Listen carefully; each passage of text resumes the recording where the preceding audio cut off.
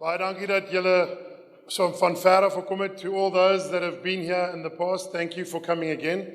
You know, it's like coming back to a family reunion here every year.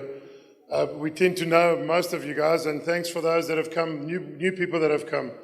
I think it's always important, you know, I was taught by my father that you go to Farmers' Days, you go to these conferences, even if you just learn what you shouldn't do, it was worthwhile.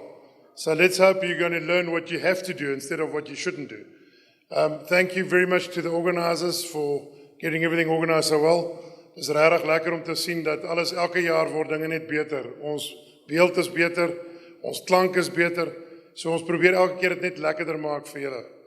Siyathanda ukuthi nibuye bonke laba babuye kude uthi nifikile namhlanje. Njengangisho khona manje uthi uba wangifundisa ukuthi mawuza nje uzofunda lokungakwenzi okubonakala ukuthi kungeke ukusebenza kuhle usufundile. Siyakubonga ukuthi nikhona nonke namhlanje siyathanda ukuthi manihamba la nihambe nokwazi okuningi ukwazi nobafundisa abaningi ngaphandle. Siyabonga kakhulu. Before I start off with the program as such, I'm going to call on Steve just to come and just quickly do some apologies for us. There's a problem that we have, a problem not without our knowledge happened. So Steve, if you could come up please, then we can just start the things. Thank you very much, Steve. Morning, guys. On behalf of the No Till Club, we have had an apology from Warren Parker. He hasn't been able to make it due to some organizational complications from the coordinators of his trip. So I have an email here that was sent out to all the delegates, the registered delegates or the coordinators of the registered delegates. I'd just like to read it. The committee would like to bring to your attention that our guest speaker, Mr. Warren Parker from New Zealand, was unable to travel to South Africa on Thursday night. Due to a collective oversight on the part of those tasked with the booking of Mr. Parker's tickets, no travel visa was organized for him. The committee wishes to advise that it has passed on the travel arrangements to others to coordinate and regrets that Mr. Parker will not be present at this year's conference in person. And then it goes on. What we have done is Warren Parker has done an interview on YouTube, and in his slot tomorrow we will be viewing that on YouTube.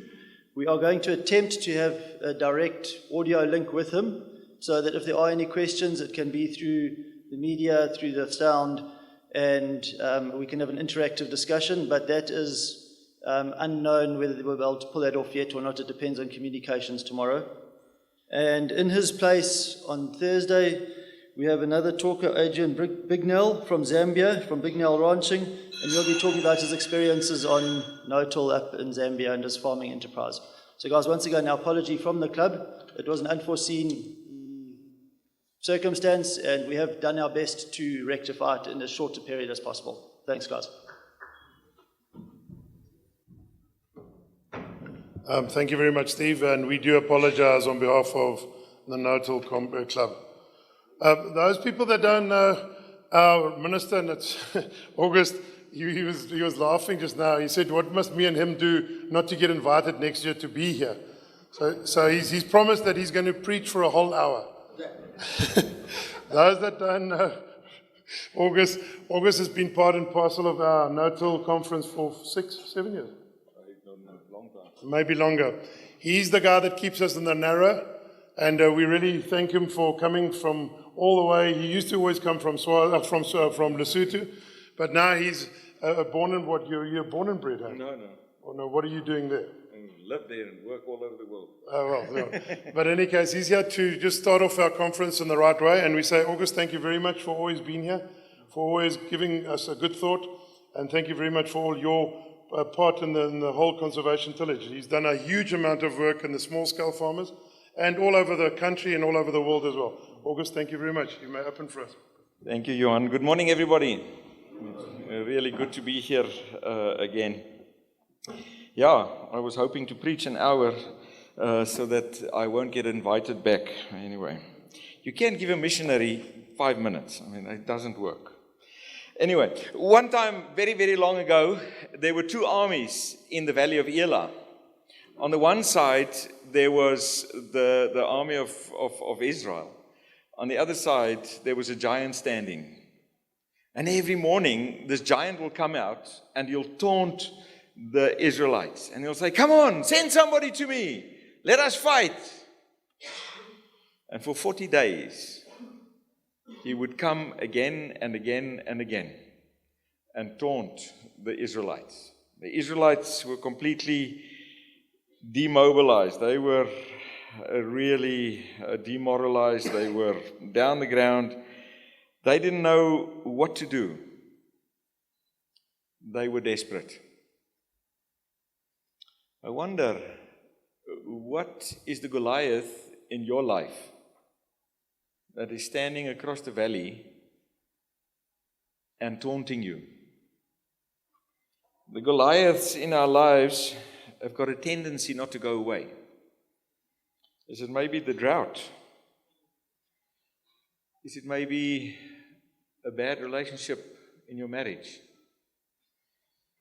Is it maybe other relationships? Is it bankruptcy that maybe stares you in the eye and taunts you? Is it maybe a child that really makes it difficult for you to love him or her? Is it maybe starting Notel? Because what will the people around me say? I'm so scared to start. Is that Goliath maybe the land issue in our country? Is it maybe the farmer tax? Is it maybe rejection? Is it fear? Is it anger? Is there maybe addiction in your life that's standing across that valley and taunts you every day? Say, come on, let's have a fight. Is it maybe the relationships on your farm? Is it maybe the fact that you want to farm but you don't have land? What is the Goliath in your life? It makes it hard for you to face life every day. What is it that immobilizes you? Giants don't have the tendency to take days off. They come at us again and again. Now there's something about the story of David and Goliath that talks to all of us. Something about the underdog that beat this giant. And somehow we want to see this in our life. We want to see, our ordinary battles changed into extraordinary victories. Something we want of the story in our own lives. How many sermons have you heard on the story of David and Goliath? How many sermons have you heard about this little boy walks through the valley and he picks up 5 stones and you must be that little boy, and the one is you must have courage and don't fear and. This is not what the story is about. It's not about us walking through that valley. It's not about a little boy walking through a valley with a slingshot who's going to fight your battle. It is about the King of the universe who wants to walk onto the battlefield for me and for you, who wants to fight our battles, because the biggest battle against the biggest giant and the biggest Goliath of all time was defeated on the cross by Jesus. And Jesus is the one who wants to walk onto the battlefield for us. It's not supposed to be us who's going to fight that battle. So this week, our theme is Goliath must fall. Not Zuma must fall, not fees must fall, not rain must fall.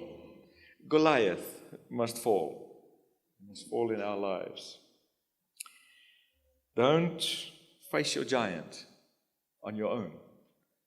You're going to lose that battle. Proverbs 3 verse 5. Trust in the Lord with all your heart and do not lean on your own understanding. The Message says it so nice. Trust God from the bottom of your heart. Don't try to figure out everything on your own. It's not going to work. So don't try to tackle your giants. And I'm here the whole week. If you just want somebody to listen, just somebody to talk to, just come and talk to me. Just come and offload a little bit of the giants that you're facing in your life. Let's pray. Our Father in heaven, thank you for a wonderful opportunity to be together. Thank you for this great country that we live in, the wonderful people you've put in this country, and for farmers. We thank you for farmers who are willing to work the land. We pray for this country of ours. We especially pray for the many tensions that there are in this country. We pray for our relationships across cultural boundaries. We pray that you will help us to cross those boundaries, not on your own, but we pray that you will go before us. We pray, help us that the giants in our life can fall. We cannot do it. So we pray, Father, this next few days that we are together, also speak to us when it comes to soil and to agriculture and to farming. Help us to get new understanding. We pray this in your name. Amen. Well, now you understand why August will be back next year. August, baie dankie vir 'n wonderlike boodskap en dankie dat jy ons gaan deurdra deur daai boodskap vir die res van hierdie week. All right, ladies and gentlemen, we're here to learn and we are here to go back home having some of our questions answered. So I'm really pleading to all of you. Vra asseblief die vrae wat jy wil vra en al hierdie antwoord in vraesessies. In enige ander sessies kom na my toe as jy te skaam is om op te staan. Ek sal jou vrae vir jou vra. So please ask the questions. If you've got any questions when we have an answer and question session, please ask the questions. That's the only way we're going to, get something positive to you. As I always say, if you don't ask questions, you're stupid. If you don't ask questions, you stay stupid. If you do, you might look stupid, but it's better than you know what they're trying to say. So yes, we're going to start off with Richard. Richard, if you could come up, please. I don't know if any of you know Richard, but this whole conference is Richard. There would have never been a conference if it wasn't for Richard. And for his far-seeingness in the beginning, he always wanted to have a conference for the No-Till to tell more and more people. He lives, he dreams, he sleeps No-Till. Richard, thank you very much for all the time you spend. I met you 8 years ago, and I was wondering what else you do, but now I understand that's all you do is just No-Till. Everything, he really thinks No-Till, but Richard, thank you very much. And thanks for doing all that, everything you do for the No-Till Club and for all of us that are farmers. Thank you very much.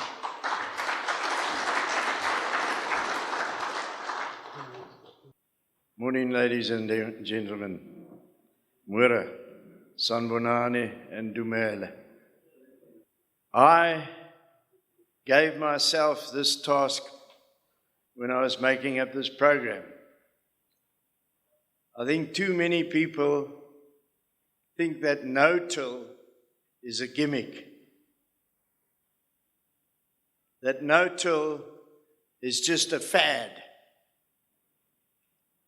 That No-Till is for those oaks that are different. I hope that when I've finished with some of the facts and figures here, you will be frightened into adopting No-Till.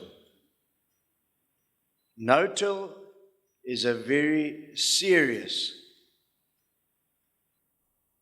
subject. And if we don't take it seriously enough, we're going to land in trouble.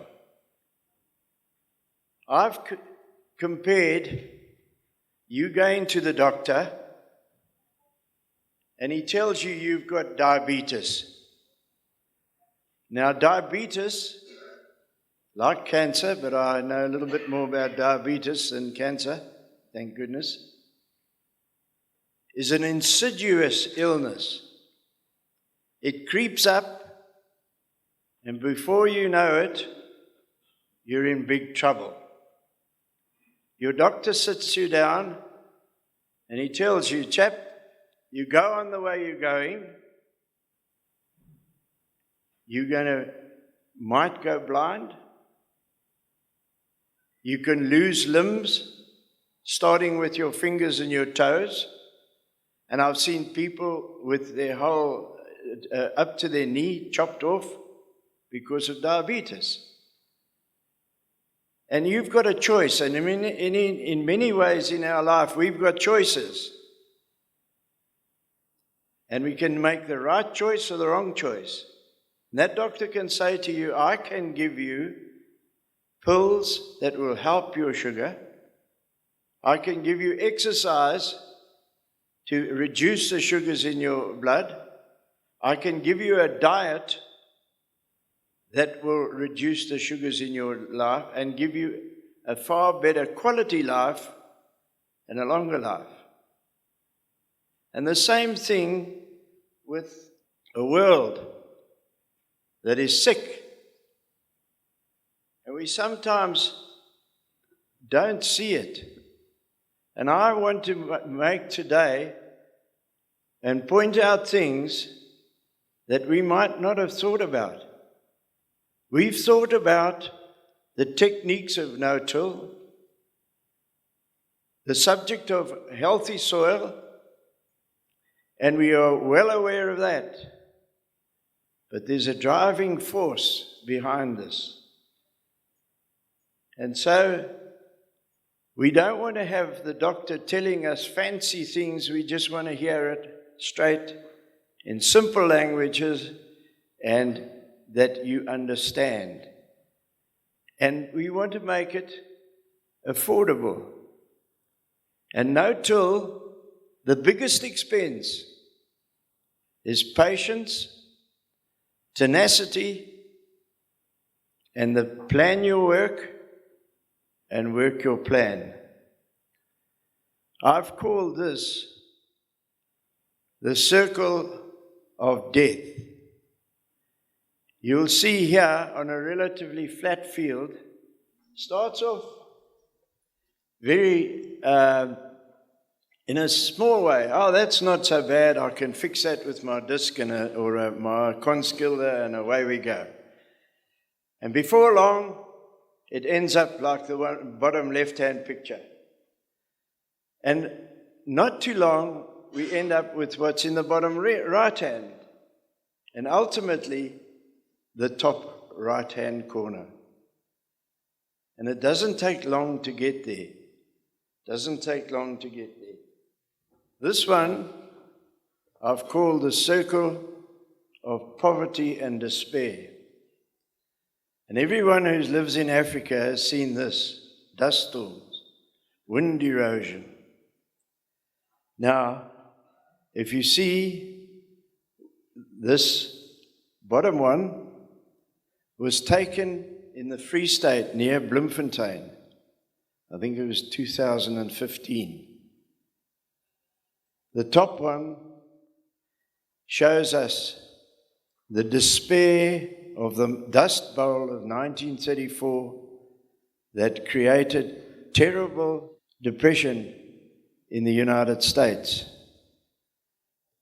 And that Dust Bowl we saw on TV in Johannesburg on E-News last week. And it's a reality. These are figures, and they all come from Dr. Aubrey Fenter's book, The Advantages of no-till. They're all here with references.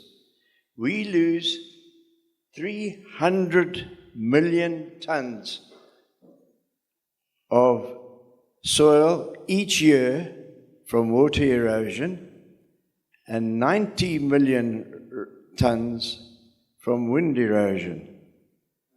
My next door neighbor is a very successful truck salesman for Garden City. And I said to Dave, how long is a 30-ton interlink? He said 22 meters.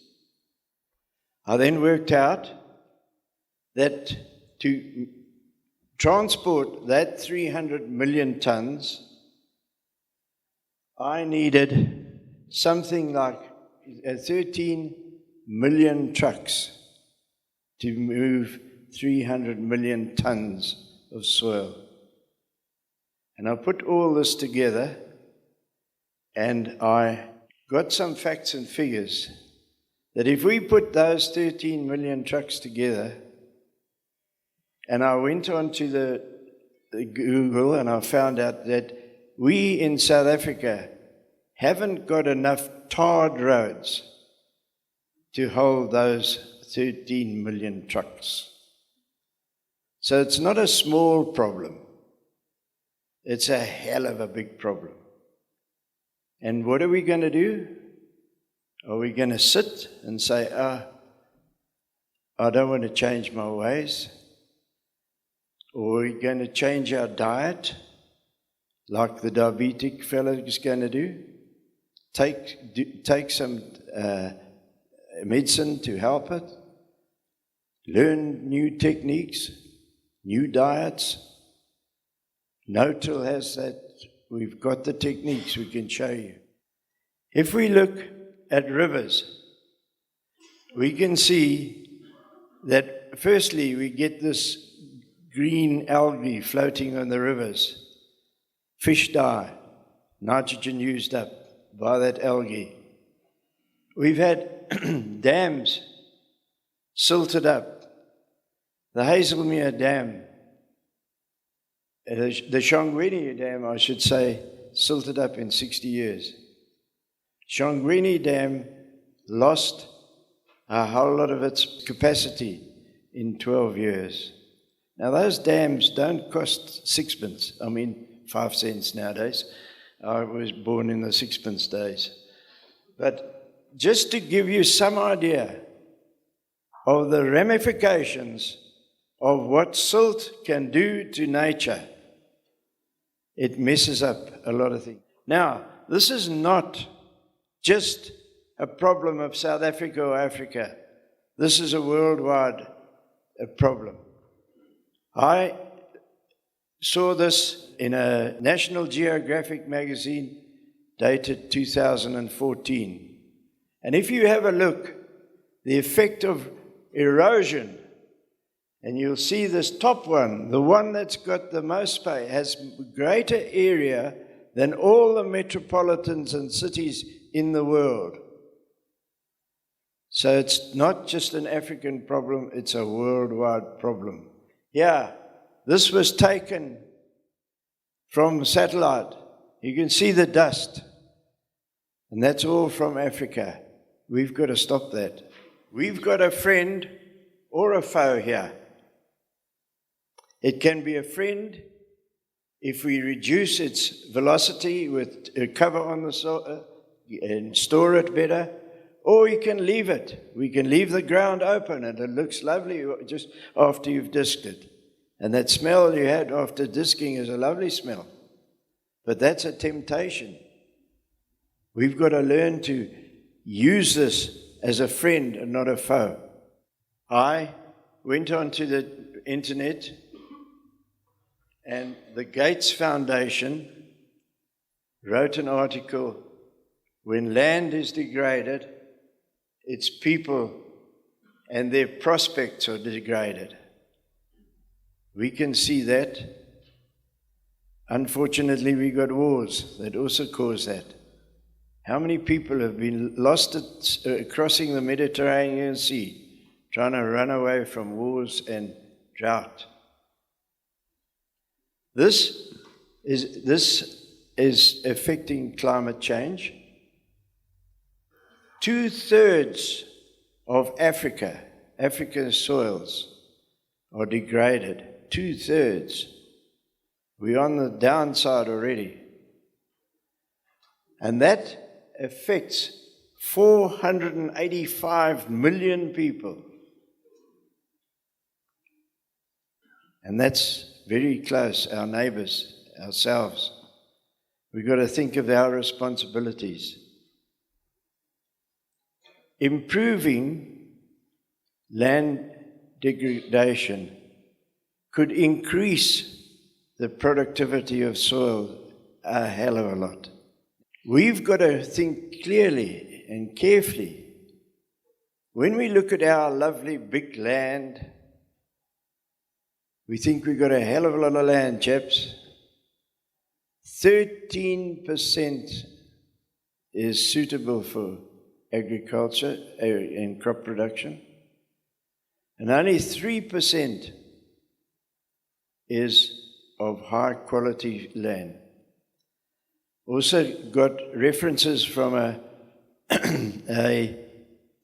meeting of the World Economic Forum held in Sydney in 2012, where one of the visiting speakers from England said that in certain parts of the world, there was as little as 35 to 60 years of topsoil left. It won't be in my lifetime, but it'll be in a lot of your lifetimes. So, I remember reading in Genesis that God created the world and He stood back and He said, "It looks good." He commanded Adam to go out and look after it. What is he going to say if he looks at it now? "I'm disgusted. Adam, what have you done?" I hope I've given you food for thought, that we can provide food and food security for those 485 million people. And don't think the government's going to do it. It's going to be us as individuals who accept the responsibility given us to look after the piece of ground, however big it is, in the way that we were given the order from the Almighty. And I thank you for your time.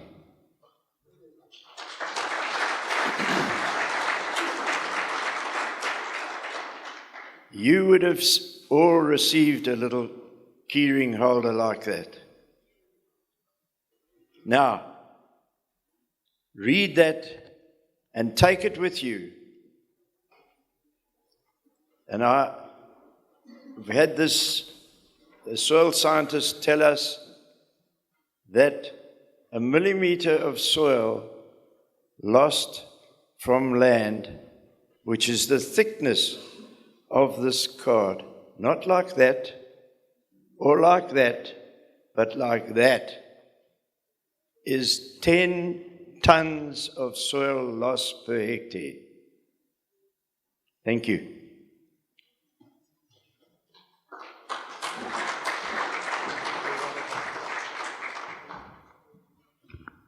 Are you converted? Thank you very much. Right, guys, the next speaker, Neil Moles, I don't know if anybody I don't need to introduce him to you. He's such a well-known soil scientist in Natal. I think everybody knows him in Natal. Neil, thank you very much, and I think you can teach us a lot more of soil than what we will ever be able to remember. But thanks for the time, and thanks for your thing is all set up. Thank you very much. It's a real privilege to be here today, to speak to this gathering. Thank you to the organizers for inviting me. It's an incredible event, this. It's meant so much to our country, and it's a privilege to speak to you.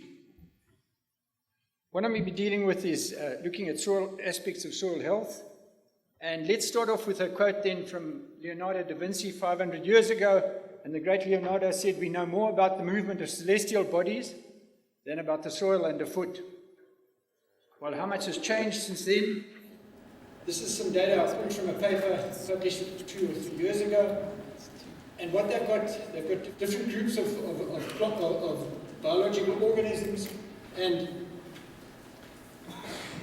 so we've got different groups of biological organisms and the known species, estimated total species, and the percentage known. So we look at vascular plants, and we see that 90% of vascular plants, we know about 90% of the species, that's what's estimated.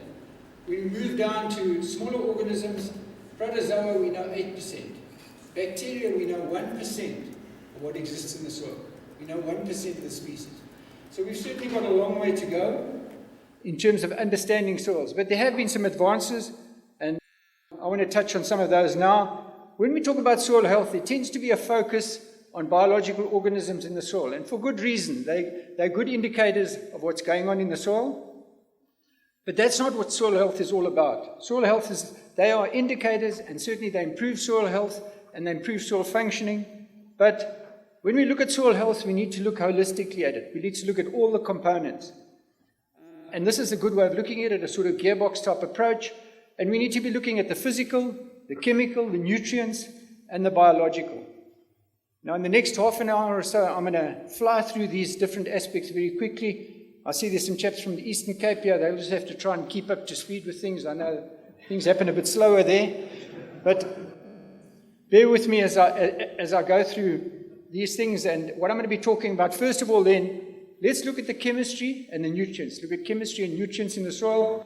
And when we talk about chemical and nutritional aspects, we're talking about soil acidity, we're talking about salinity and sodicity, we're talking about nutrient supplies, and of course we're talking about nutrient pollution as well. Those are aspects that we need to look at. And so if we start, I want to spend a few minutes on soil acidity, because soil acidity is, to use the expression used earlier, it's a Goliath in many of our production systems.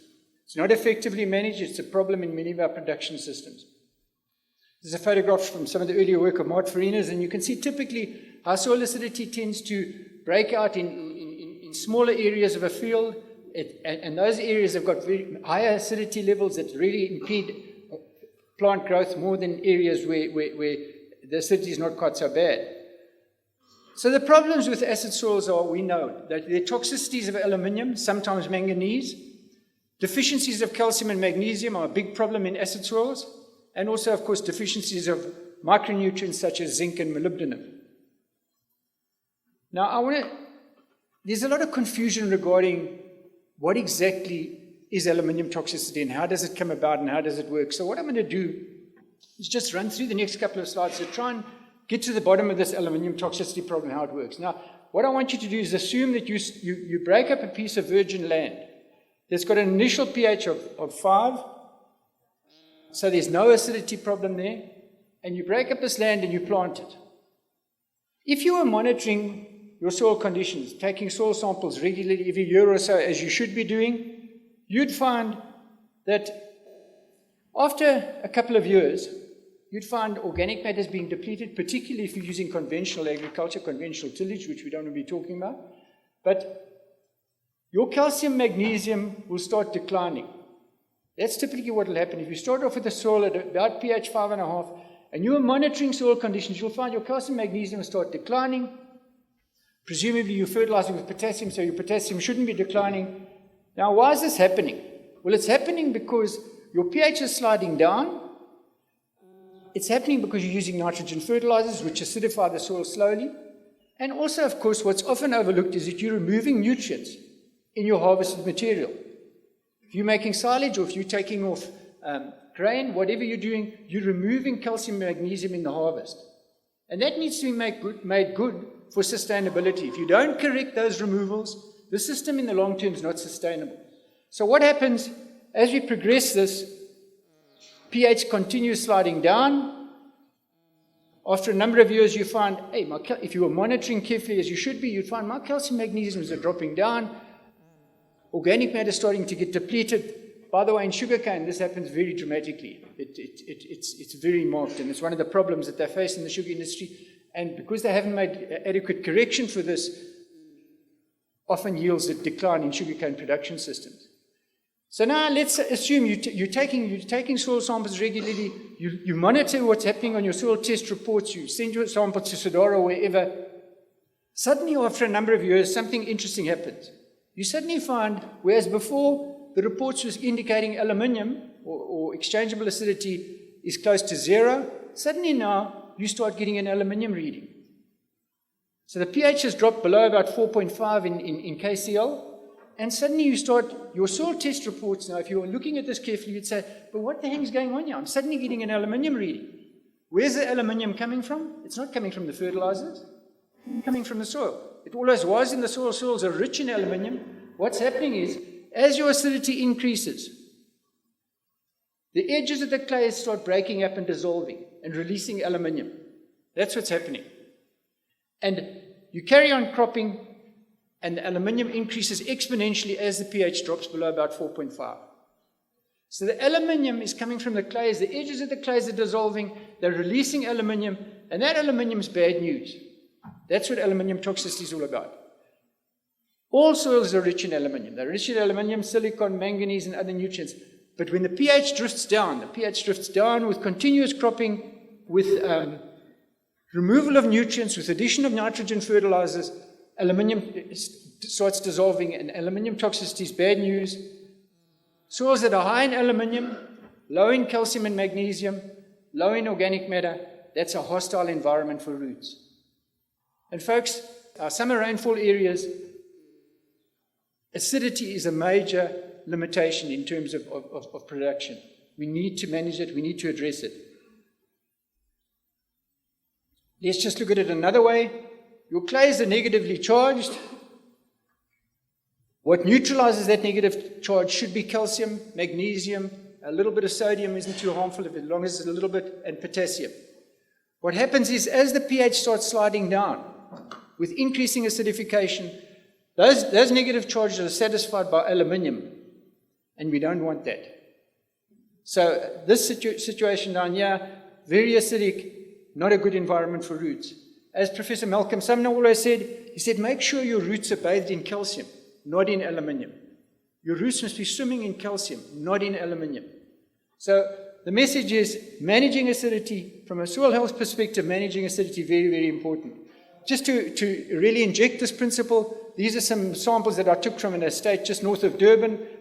Aluminium reading on the left-hand scale here, pH on the bottom scale, and you can see as the pH drops below about 4.5, aluminium increasing exponentially. Now what happens when we lime? When we lime, we increase pH. So it's a chemical law. As we lime, we increase the pH, so that aluminium it precipitates out and it's neutralized. It's no longer toxic to roots. So any good lab that you're using should show you this sort of data. If you send in a set of samples from your farm to Sidara or any other lab that's doing proper aluminium analysis, put the data on a spreadsheet and plot pH against aluminium, and you should get that relationship. Not all labs give you this, by the way. And I can't resist but show you this next slide. This is a relationship between pH and aluminium from a well-known United States lab that many South Africans send their samples to. And you can see the relationship between pH water here and aluminium. There's absolutely no relationship. The aluminium readings from that lab are nonsense in terms of plant growth. They may have some meaning from a mineralogical point of view, but they're nonsense in terms of what the plant roots are seeing in terms of aluminium toxicity. And this is the sort of thing, folks, we need to be careful of. Don't trust everything that you're told and everything that you're given.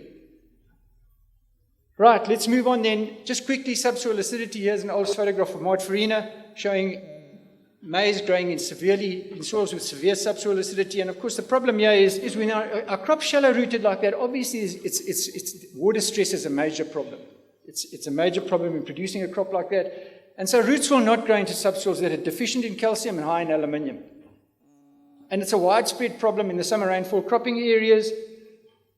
How do we manage acidity? Well, when we look at acidity in the topsoil, lime is an effective agent for addressing topsoil acidity. We incorporate the acidity, and before going into no-till, guys taught us this for over many years, before embarking on no-till, any acidity problem should be corrected by incorporation of lime in the topsoil. The problem with lime is it doesn't move below the topsoil. It's highly immobile in the soil, so it doesn't address the subsoil acidity problems. When we apply gypsum, on the other hand, with time and water, rainfall, gypsum over a number of years will move down into the subsoil, transporting calcium into the subsoil, sulfur into the subsoil, and aluminium toxicity in the subsoil is alleviated in that way to some extent. Guys told us over the years, managing acidity under no-till cropping, correct problems before going into no-till, correct any acidity problems. Investment in lime is a good investment, folks. It's a good investment. Thereafter, apply lime to the surface at regular intervals to counteract acidity that's generated by nitrogen fertilizers. Remember, when you're using nitrogen fertilizers, you're generating acidity, and you need to be correcting that acidity in the long term. Right, let's change gears a little bit now and move on to some other aspect. Liming increases soil pH. We've seen that. That's how lime works. It improves, it increases the pH reading in the soil. So how does that affect nutrient availability? What's the impact on the availability of nutrients to the plant? We want to optimize nutrient availability to the plant. Well, we know what happens as we increase pH. So zinc, copper, manganese, and iron, the availability decreases very sharply. So producing crops on soils with high pHs becomes a problem from a nutritional, a micronutrient point of view. But of course, as the pH increases, we tend to get increasing supplies of calcium, magnesium, and molybdenum. Now, this effect of high pH and the availability of zinc, copper, manganese, and iron is a very real effect. We often talk about it, but let me show you an example of how real it is. If you ever drive to the airport in spring or early summer, and you look at the sugarcane on the right and the left of the road, this is close to the Sibaya Casino turnoff there, a couple of kilometers north of Durban. Look at that sugarcane. There are patches there that are yellow, patches that are green, and what's that from? It's from uneven distribution of alkaline mill products. And so the green, took samples here, the green had a pH of 7.3, and reasonable iron and manganese levels. The yellow, pH 7.9. So just an increase of pH from 7.3 to 7.9 induces that iron deficiency. There's mainly iron deficiency, somewhat, maybe a bit of manganese there. But that increase in pH, so we need to be careful, we need to be judicious in our management of our liming programs. Don't buy into the story that you need to be liming to pH 7 or 8.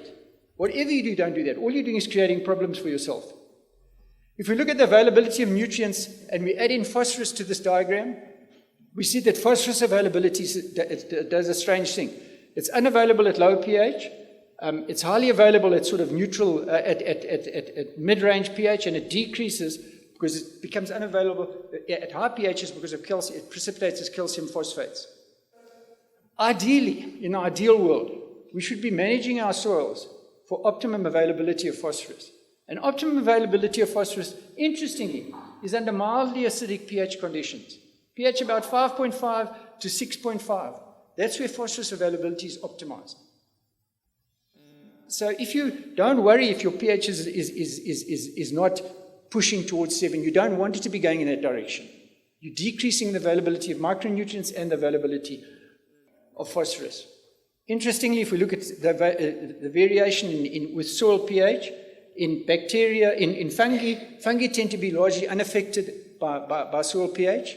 So fungi will perform well and grow well at low pHs and high pHs.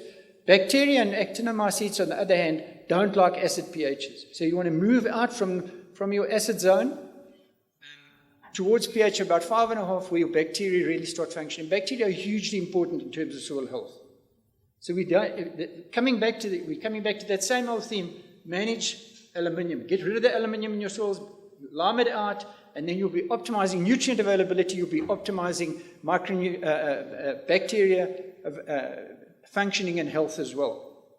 Okay, and I'm going to change gears again now and move on to another aspect very quickly while we're talking about soil chemistry and nutrient availability. Something that's very overlooked in our country, and I'm sorry Warren Parker wasn't here because I'm sure he could talk about this in New Zealand because it's a major issue. Healthy soils, folks, are not overloaded with nutrients, in particular phosphorus and nitrogen. Generally in the cropping areas, this isn't a problem. In the annual cropping areas, it's not a problem. But there are certain situations in our country where it is a problem. What are we talking about? If we manage our soils and keep them at about the optimum soil p-test, when we have rainfall and any runoff from those fields, and I know with no-till runoff is minimized, there's low P in that runoff, and so the quality of surface waters is maximized. You don't have eutrophication, you don't have waters getting polluted with phosphorus. If your p-test is excessive, on the other hand, you have high phosphorus in any water movement off there. When you have storms and you have excessive rainfall, you have high phosphorus and you have eutrophication, a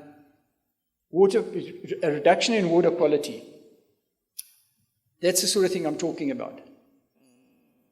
That's what can happen. This is runoff from fields that are at excess P. I took this photograph myself in the Eastern Cape, Nogal, Mick. And this is what can happen when fields are overloaded with phosphorus. Now, what situations generally do they have? Often with vegetable production, there's overloading with nutrients. And it's something that in this country, we need to be aware of and we need to manage. Pastures as well. Many of the pastures, I saw a study on the pastures in the southeastern and western Cape, the phosphorus levels are excessive and the farmers continue to apply phosphorus. We need to manage this. If we were in overseas countries, there's strict control in New Zealand of this kind of thing. There's not overloading of agricultural situations with phosphorus in particular. So I'll just touch on that very quickly because it's an important aspect. Okay, and then finally, in terms of fertilizers and soil health, we need to demystify this thing of fertilizers and soil health about fertilizers being harmful chemicals. I was saying to someone earlier today, years ago when my kids were at school, I was really upset by them coming back from school and saying, Dad, why are you working with fertilizers? Our teachers have told us how bad they are. Folks, we need some objectivity in this whole thing. Fertilization with NPK, repeatedly, I can give you the references. Studies have shown balanced and correct fertilization with NPK improves soil health, mainly through associated increases in soil organic matter. Provided, of course, that you manage any buildup of acidity. Acidity must be managed through liming. But the message is don't buy into this sort of nonsense about organic NPK. There's no such thing as organic NPK. Plants are using nitrogen, phosphorus, the same sources, ammonium nitrate, phosphate. They're using the same sources. So overseas studies, reviews have shown repeatedly that balanced fertilization with NPK improves soil health, mainly through improved organic matter. Let's change to another theme now. Let's look at the physical aspects of soil health. And when we're talking about physical aspects of soil health, we're looking at things like water infiltration, compaction, aeration, surface crusting. These are really important things to consider, and I'm going to touch very briefly on this. Here's an interesting photograph. Management has a major impact on physical soil health, how we manage that soil, what systems we're using, what production systems. This is a photograph that Ellen helped me with. And these two soils were taken in close proximity to each other, 100 meters or 50 meters. They're essentially the same soil. Permanent pasture for 40 or 50 years, conventional maize production for 40 or 50 years.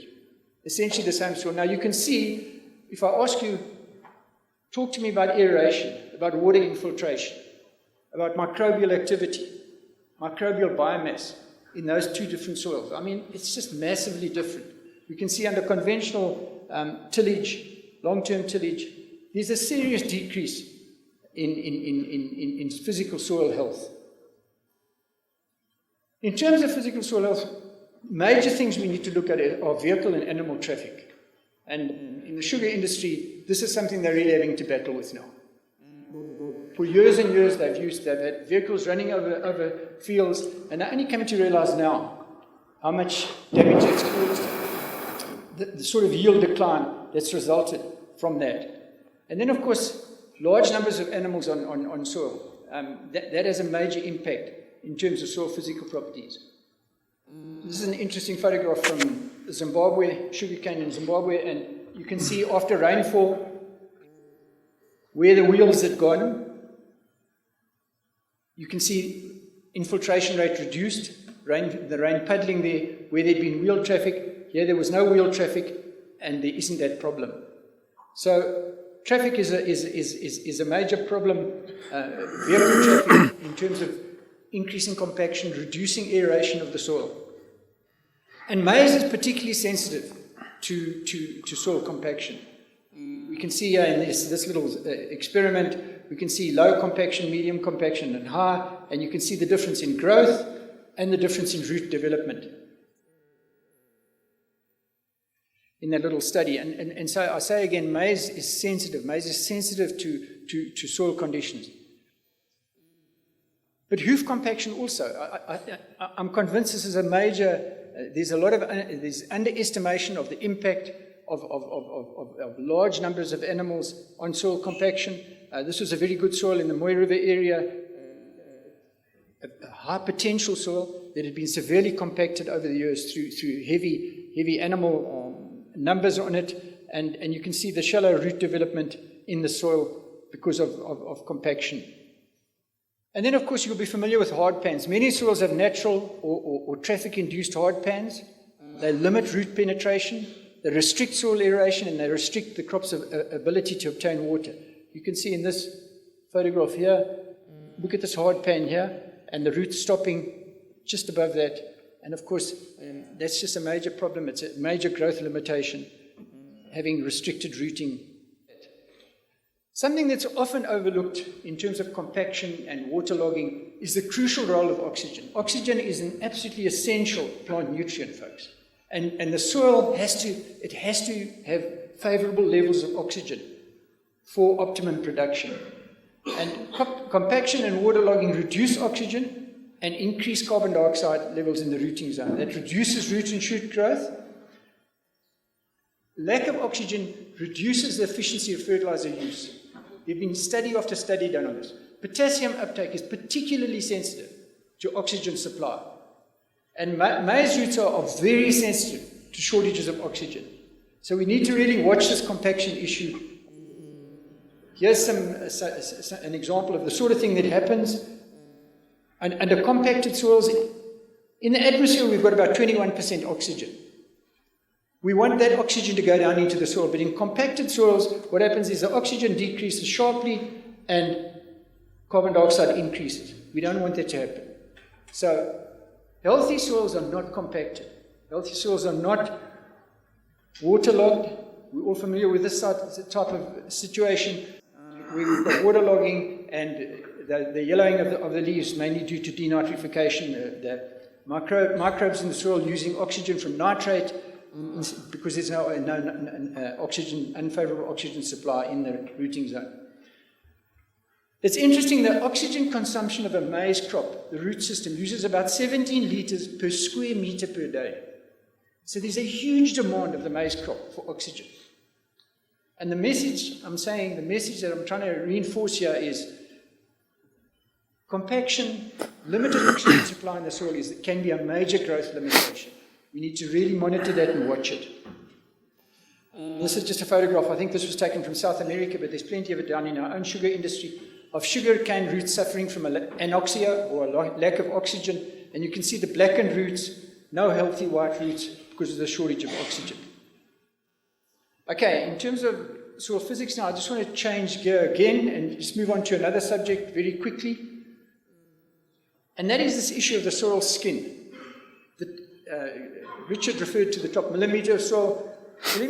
What scientists have found, particularly over the last about 10 or 15 years, is that the top about 5 millimeters of soil has a profound impact on the health of the soil as a whole. So if the top 5 millimeters of soil, if your top layer of soil is messed up, it messes up the functioning of the whole soil. Because that top 5 millimeters of soil impacts how much oxygen is going to go into the soil profile. It impacts how water will enter into the soil profile. It impacts soil biology, all kinds of things. There we have it. We're all familiar with this type of thing. Bare soil, soil crusting, bad news. And we know that seedling emergence where soils are crusted, not good. Now this photograph I took from the same field within a few meters of these soils within a few meters of each other. This soil covered with residue, uncovered for over a long period. And you can see a massive difference in the top few millimeters of soil. And that is just emphasizing the importance of residue. And driving up here yesterday, I haven't been up this way for quite a few years now, and I was just so excited to see field after field covered with residue. That's fantastic. There's been such an improvement in that in terms of your management practices. So keeping the soil covered. Bare soil is not farming with nature, chaps. We don't want bare soils. Soils must be covered all the time. Okay, do all in your power to keep it covered. When we're talking about biological soil health, we're interested in things like bacteria, fungi, earthworms, etc. And you can't talk about biology without talking about soil organic matter. Because soil organic matter lubricates the whole soil gearbox, if you want to call it the soil gearbox. Soil organic matter influences the biology, it influences the chemical aspects of soil health and nutrients. Organic matter is just so important. Building organic matter levels in soils. We get told it year after year, and you can't emphasize the importance of it. It's food for microbes, it's nutrients, it's a slow release form of nutrients. It improves soil physical conditions by improving water retention, water infiltration. It's saying of important. I love this chart. I reproduced it from a paper published from Rothamsted in the United Kingdom. And what it's showing the response of barley, yield response of barley to nitrogen fertilizer. And these are two adjacent fields. Why the big difference? Why the big difference in production on those two fields? Well, that's the difference. The one field that had management that increased organic matter levels over many years. The other field, organic matter levels have been decreased. Now, what's interesting, let's just look at that chart a little bit more closely. Look at the difference in production potential. Higher organic matter levels increase production potential of the soil. Remember, these fields are getting the same rainfall, the same sunlight. Higher organic matter increases production potential. But what's also interesting is that the nitrogen requirement on the high organic matter soil at most would be about 50 kilograms per hectare. On the low organic matter soil, you're looking at a much higher requirement for nutrients. So organic matter is just hang of important. And folks, the never-ending focus on organic matter is for a very good reason, for very good reasons. Organic matter, if we look at a typical cropping soil in this area, a sandy Avalon, organic matter dramatically improves infiltration, water holding capacity, tilth, nutrient storage, improved buffering, CEC, and it improves the soil biology. So when we address organic matter, we're really doing a hang of a good thing. So we must build organic matter levels. The top photo on the left there is from Brazil. Those are the sort of sun hemp crops that grow there. You can see them knocking it down. On the right was oats produced on the coast in South Africa after a very wet winter. But of course, whatever we do, chicken manure, using manures, we need to be building organic matter levels. We need to be targeting management practices that build organic matter levels in soils. And of course, the animal factors hang of important as well. I haven't got time to go into this here, but it's good to see animals on under pivots at this time of the year. That animal factor improves soil biology. It's hang of important. So then we've got to be careful of the snake oil salesman. I've often heard people saying, well, your fields, your lands have got 2% organic matter. You will never get production from them because all fields have to have 3% organic matter or 3% carbon. And there's a lot of misunderstanding regarding this. And this chart, it's a bit busy, but maybe it sums up what you need to be aware of. What I've got here is clay percentage on the bottom axis, organic carbon or organic matter on the left-hand axis. Remember, organic matter is just carbon times 1.72. So we sort of tend to use them interchangeably. But what this is showing us is that as clay content increases, so average organic matter levels increase. You won't get a sandy soil with very high organic matter levels. Sandy soils won't retain organic matter. So don't listen to any bulldust from some chap arriving, trying to sell you a little kaniki of something that's going to increase your organic matter levels. You won't build organic matter levels to very high levels under sands. But what's also important is that your management system is important. So for example, under Kikuyu, you can end up with very high organic matter levels. And under maize, you will never end up with the same organic matter levels. Kikuyu just stashes organic matter back into the soil. So the message is there are two factors to take into account when you're looking at your organic matter levels. One is the texture of your soil, how much clay is there in the soil, and the other one is what's your long-term management system. Okay, now let me touch on another aspect very quickly, and that is this measuring biological soil health. Counting earthworms is a relatively easy job, and we can do that without too much stress. But there are a range of the problem is measuring biological soil health, microbial biomass. We can measure that in the lab, but it's a painful exercise. It takes a lot, it's a lot of work, and we can't do it routinely. So there are a range of new soil tests being offered, developed mainly in the USA, and they're generating soil health reports now. And I just want to touch briefly on those now. Measurements of soil biological health include the Solvita test, which many of you will be familiar with. What they do is they take a dried soil, add water, and the amount of oxygen, of carbon dioxide that's released, they measure that, and that's a good indicator of soil microbial health. Water extractable carbon to nitrogen ratio, etc. So these are the tests that have come out over the last couple of years, and there's a lot of excitement about these tests. And what are they telling us? Well, I've just copied this from a paper of Franz Libbers and Haney. Haney was largely involved in developing this Solvita test. And what I've got on the bottom axis here is the flush of carbon dioxide, which is essentially the Solvita test, against microbial biomass. And you can see a very strong relationship, very good relationship between microbial biomass and the flush of carbon dioxide that's released. So what it's telling us, the flush of carbon dioxide, this new Solvita test, is giving us some good numbers. It's giving us some good numbers. So let's look at Guy's trials, and Elise kindly sent us some samples down at Sugar Research, and we did the Solvita test on samples from his long-term tillage trials there. And what did we find? Well, we found that the CO2 release, or the 72-hour Solvita, as we call it down there, the conventional tillage, it was about a third of what it is under no-till. So good news. No-till is doing a good job. Microbial, what this is telling us, it's a microbial soil health, microbial biomass. Soil health test is telling us that under no-till, far healthier than under conventional tillage. What we want to see and what we expected, but the test is confirming that. What it also showed us, we sampled to different depths. And when we sampled the very top few centimeters, 0 to 5 centimeters, we got a higher reading of carbon dioxide release than if we took a sample from 0 to 15 centimeters. And there wasn't that difference under conventional, which I suppose we'd expect. The message here is, importantly, your sampling depth is important, how deep you sample to.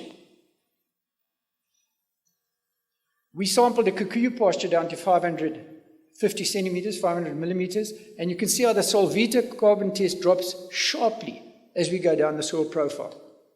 So once again, the reason I'm showing this slide, sampling depth, very important. And this is the issue, chaps. This is taken from an Australian publication that I picked up on the internet. Making sense of these soil biological indicator tests is very tricky. It's fine to shout about all these tests, and they are reflecting some important differences, but making sense of the results, and these soil test reports, soil health reports, making sense of the results is tricky stuff. What we found, we've done hundreds and hundreds of these tests in our labs down at Sugar Research. We found the tests, yes, they are sensitive to differences in management. Unfortunately, there are no universally applicable threshold values. So should your Solvita be reading 50 or 100? I don't know. It depends on the management system. And soil sampling depth is critical. As you can see from the slide here, we did the Solvita test on Kikuyu pastures from a number of places in KwaZulu-Natal. This is the total organic matter in those pastures. This is the Solvita test readings. You can see these have been under Kikuyu pasture for many, many years, all of them. And the reading varied from 100 to 500. How do you make sense of those results? I don't know. But what I'm saying is the value of the Solvita test is if you go into a particular situation on your farm and you say, okay, I'm changing from this management system from conventional tillage to no-till, the Solvita will pick up the differences. But what a good Solvita reading is, I don't know. We don't know that yet. And I feel the people who developed these tests haven't been entirely straightforward in terms of the interpretation of the tests. There are difficulties in the interpretation. Okay, so rapid biological soil tests have great promise, but interpretation of results remains a particular challenge. Be careful. Don't just get hooked in. Treat the results with caution. And this is a completely change of tack now. It's something that I really enjoy talking about. And it's just what I'm trying to do is put things together, put everything together now. And we all know if we're producing at a particular yield level, what we'd like to be doing, we want to be moving up to the potential on your farm. We want to be moving things up. We want to be increasing yields. Low yields become less and less an economic possibility. High yields are an imperative in production agriculture. So how do we move from our current yield levels up to potential yield? How do we do this? And we know what it's about. When we're chasing maximum yield, it's a case of improving management on each particular aspect. So we may introduce an improved cultivar, and then we correct acidity, and yields move up. Remember, all these things are managing all these things. We optimize NPK. We maybe introduce a new fertilizer where the N is used more efficiently. We address compaction. It's a case of identifying each one of these things to move up this yield curve. Optimizing surface residue returns, green manure cropping, micronutrients, often overlooked, optimizing micronutrient supply. Now, when we put all this together, there was a very interesting bit of work done in California some 20 or 30 years ago by a chap called Professor Arthur Wallace. And he published a thing called the law of the maximum. And what he said was, he says the magnitude of the response to a given input will increase as more and more limiting factors are corrected. Now that sounds like a bit of a mouthful, but what he's saying is it's something that you're all doing every day, but we never realize what we're actually doing. Because what he's saying is, if you manage your weeds, if you control weeds better, you get a better return to your fertilizers. That's essentially what he's saying.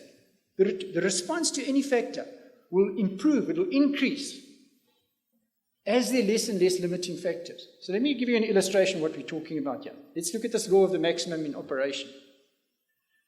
Let's say we start off and your yields are low or pretty moderate, and on the horizontal axis I've got input cost management again, and so your seed salesman comes around and he says, this is the cultivar you need to use, this is the one.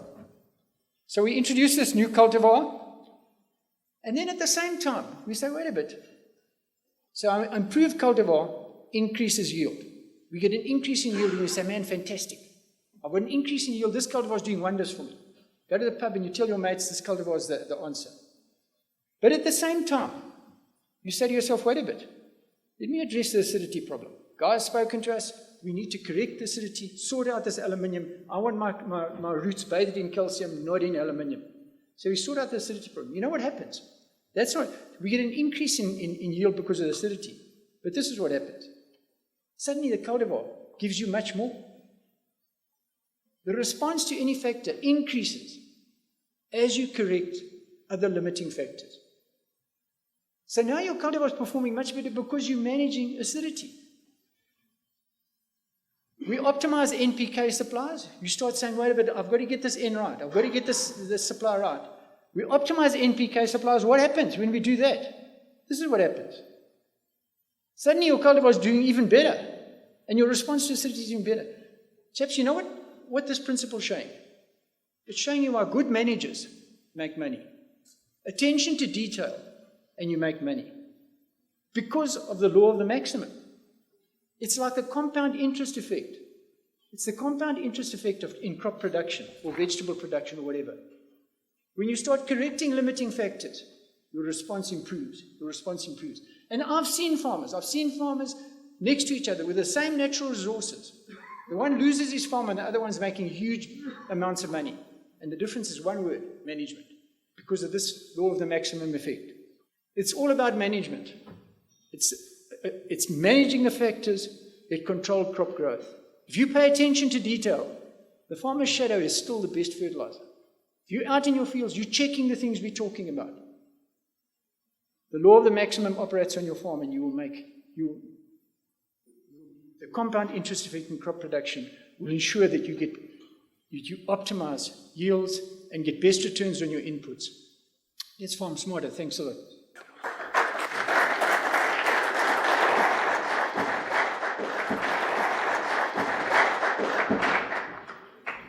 Thanks very much, Neil, for that. Just sitting here, all of us, a lot of us have got children, and we have that little kid, and then we buy the safest car to put them into. And with our crops, we spend millions on the plant, but have we got it in the safest car? And I think, Neil, thank you for redirecting our attention, because what is underfoot is going to give us what is above ground.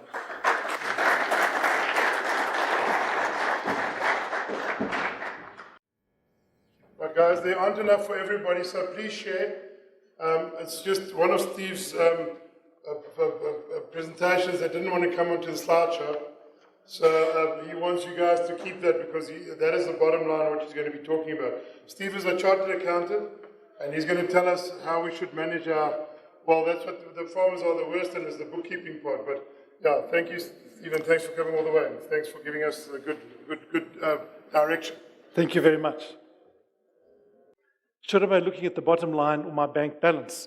It has to be one of the most anticipated questions that we get as accountants, but it is really a combination of management, and I'll allude to that just now. So let's get going. So good morning to all of you. Cash is king, we know that. Every single time. When you've got no cash in your business, you're completely hamstrung. The million-dollar question is, how do we measure where our cash is coming from? Or where is this cash? And often it's a mystery. We go through sets of financials with clients daily, and they always say to me, well, Steve, that looks very good, but where's the money? And I'm sure you've asked your accountant that same question, and I'm sure you've asked yourself the same question. So today I'm going to try and provide some answers to you. Revenue is vanity, profit is sanity, cash is reality. You all have heard of that before. So we have people who talk to us and say, I've made this 100 million rand turnover. It's great. We look at the balance sheet, we look at the income statement.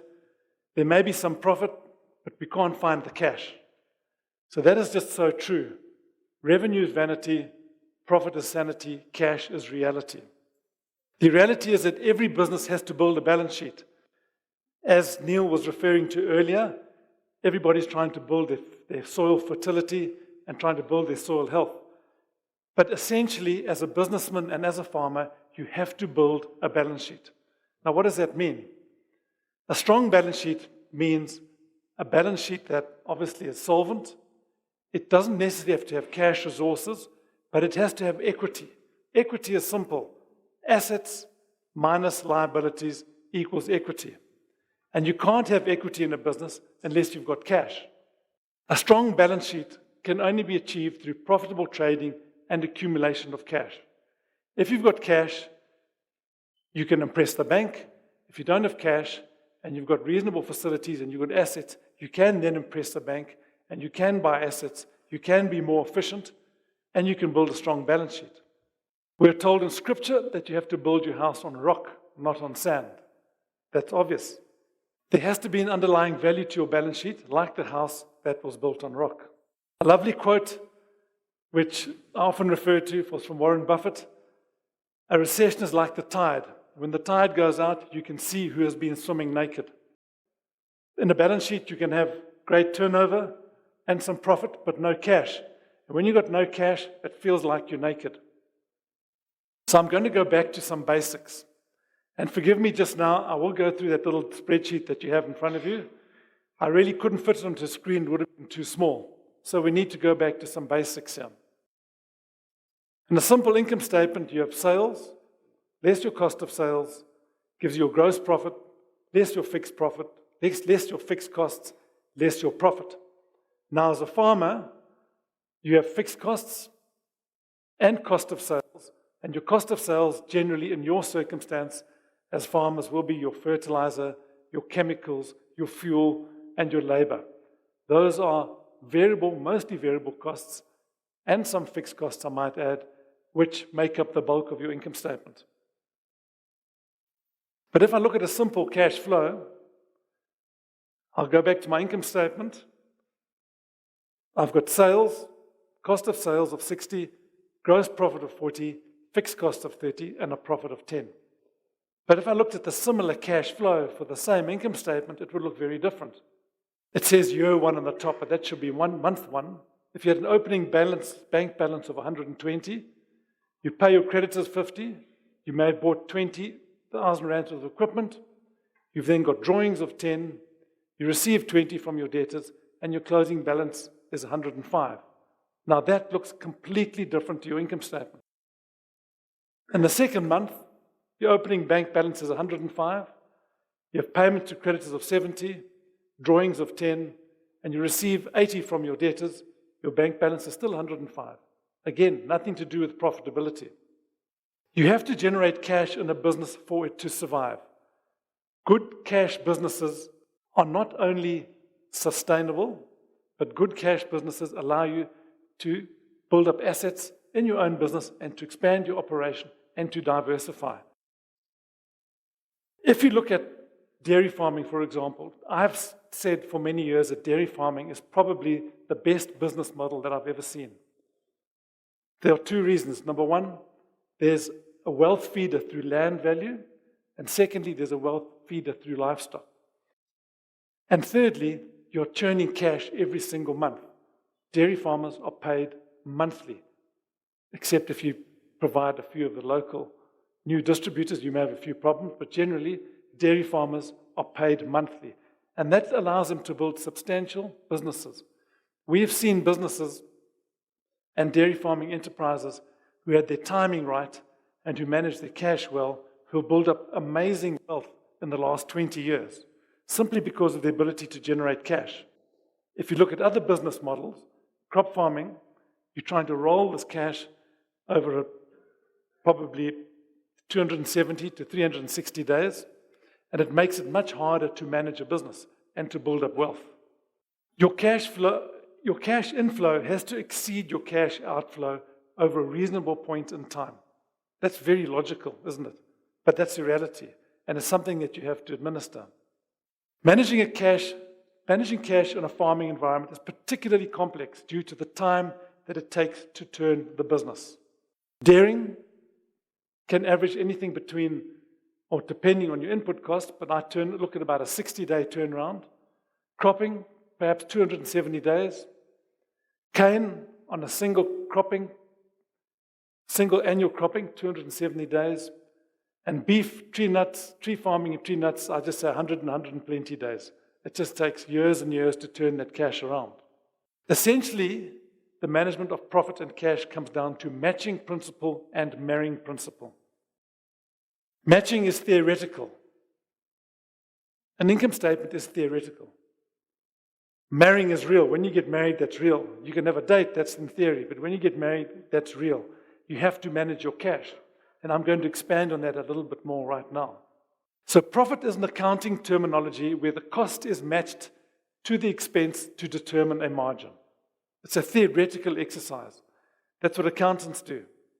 An age-old analysis, and they talk about cricket. Now, say in cricket, some people make the runs and some people keep the score. Entrepreneurs and businesses make runs. Farmers make runs. Accountants keep the score. But you also have to keep your own score to work out your own profit. I'm not talking about cash now. I'm working about profit. And that profit calculation can be done in your office without leaving your house. So profit is all about timing. In which period do you make an expense to generate revenue? This is also one of the oldest topics on the planet. Now, my surname is Kolenbrander. It was Kolenbrander in the Dutch experience, which means charcoal burner. And I remember bumping into a Dutch minister who told me that charcoal burning was even older than prostitution, because when they started making charcoal, there was no money. So profit is about timing, in which period you make an expense. It's one of the oldest topics, and particularly it comes to farming. We often get asked, or we advise farmers, hold on, you're getting to the end of your financial period. You need to spend some money, otherwise you'll have a major tax problem. So what happens is you expense money to reduce your profit. Obviously, when you prepare your income statement for the receiver of revenue, you do not match that cost to your revenue. Farmers are fortunate because you do not bring stock and trade.